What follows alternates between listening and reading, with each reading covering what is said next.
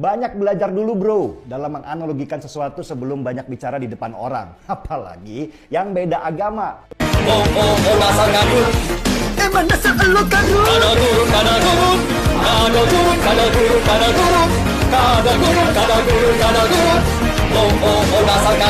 Lu kayak waktu Raja Salman ke Indonesia, pakai pesawat pribadi, sampai untuk tangga turunnya dibawa dari Arab.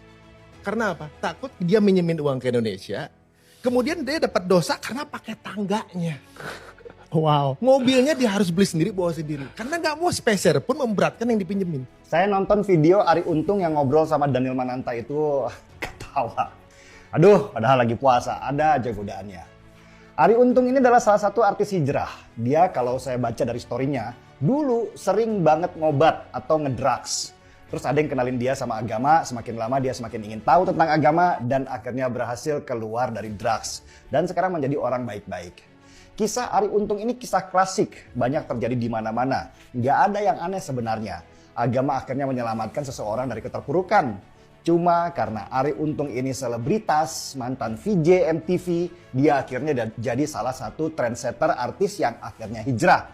Dari seorang yang dulu buruk menjadi orang yang baik karena agama. Hanya dari beberapa pola Arie Untung yang viral di media sosial, saya akhirnya paham bagaimana kualitas artis hijrah itu. Ternyata pemahaman mereka tentang agama itu sangat dangkal, tapi mereka dengan gagah berani menyuarakan tentang pikiran mereka yang mereka balut dengan agama ke publik.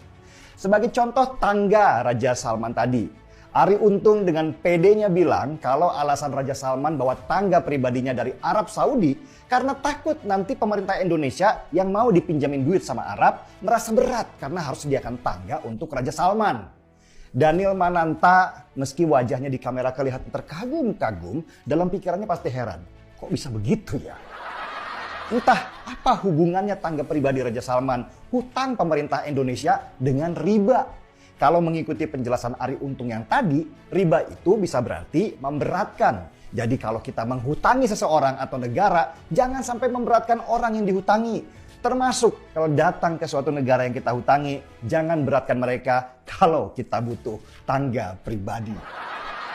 Arie Untung mungkin kurang baca kalau Raja Salman itu memang suka bawa barang-barang pribadinya, termasuk tangga pribadi supaya dia bisa turun naik pesawat. Waktu di Bali, bahkan Raja Salman bawa kursi pribadinya yang seharga 17 miliar rupiah dan televisi ukuran 80 inci langsung dari Arab Saudi. Dan barang-barang pribadi Raja Salman ini termasuk tangga pribadinya sudah datang 2 minggu sebelumnya di Indonesia dan diangkut 45 truk yang mereka sewa di Bali. Jadi kenapa Raja Salman bawa tangga pribadi setiap dia kunjungan ke negara lain?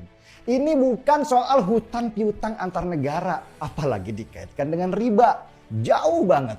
Itu karena memang SOP-nya dia saja dan yang tahu alasan kenapanya ya Raja Salman atau pengawalnya. Bukan Arie Untung yang gak tahu apa-apa tapi sok taunya luar biasa. Lucu memang, tapi begitulah model gerakan artis hijrah seperti yang sering dikumandangkan Arie Untung dan kawan-kawan artisnya. Hijrah bagi mereka titik beratnya lebih kepada aksesoris agama, celana ngatung, tumbuh jenggot, baju koko, dan bahkan ada yang pakai gamis kemana-mana. Tetapi ketika bicara tentang agama, pemahaman mereka terlihat begitu dangkal. Bahkan mereka menggunakan analogi-analogi yang sebenarnya nggak nyambung dengan situasi. Suka tidak suka, begitulah fenomena yang terjadi di negara kita. Itu baru Arie Untung. Belum lagi kita temuin para mu'alaf yang baru ngerti agama sedikit, tiba-tiba naik menjadi ustadz. Saya pernah menganalogikan para pencari Tuhan itu seperti ini. Dulu, ketika saya mencari Tuhan lewat agama, itu sama seperti ketika saya harus menyiapkan hidangan untuk makan. Saya harus belanja ke pasar dulu, menanak nasi dulu, merajang sayuran dulu, dan butuh waktu beberapa menit supaya makanan akhirnya terhidang. Tapi prosesnya itu yang membuat makanan menjadi nikmat. Begitu juga ketika kita mencari Tuhan lewat agama. Prosesnya panjang, dalam, dan bahkan tidak akan pernah selesai. Tetapi proses pencariannya itulah yang menjadikan semuanya nikmat. Para pencari Tuhan sekarang ini seperti pemakan mie instan. Mereka nggak penting apakah asupan mereka ada gizinya atau tidak. Yang penting perut mereka kenyang. Pesanku untuk Arie Untung, banyak belajar dulu bro dalam menganalogikan sesuatu sebelum banyak bicara di depan orang. Apalagi yang beda agama. Daniel Mananta sebenarnya pengen belajar dari lu, tetapi akhirnya mundur karena ternyata lu lebih aneh dari yang dia kira.